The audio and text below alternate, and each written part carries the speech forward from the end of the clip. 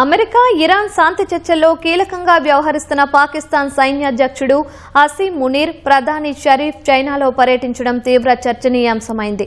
China ప్రధాని లికియాంగ్ ఆహ్వానం మేరకు షరీఫ్ మునీర్ బీజింగ్లో పర్యటిస్తున్నట్లు మీడియా కథనాలు వెలుగు చూశాయి. టెహ్రాన్లో ఇరాన్ అగ్రనేతలకు భేటీ అయిన వెంటనే మునీర్ రాత్రంతా ప్రయాణించి బీజింగ్ చేరుకోవడం విశేషం.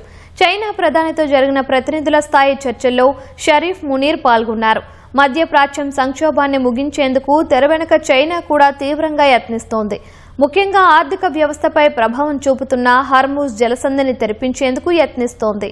కాగా ఈ 4 రోజుల పర్యటనలో పాక్ ప్రధాని, ఆర్మీ చీఫ్లు చైనా అధ్యక్షుడు షీ జిన్పింగ్తో భేటీ కానున్నారు. ఇరు దేశాల రక్షణ, వ్యూహాత్మక బంధాన్ని బలోపేతం చేయడంపై చర్చలు జరుపుతారు. మధ్యప్రాచ్యంలో శాంతి పునరుద్ధరణ, ప్రాంతీయ రక్షణ అంశాలపై దృష్టి సారించనున్నారు. చైనా, పాకిస్తాన్ మధ్య దౌత్య సంబంధాలు ఏర్పడి 75 ఏళ్లు పూర్తయిన సందర్భంగా ఈ పర్యటన జరుగుతోంది.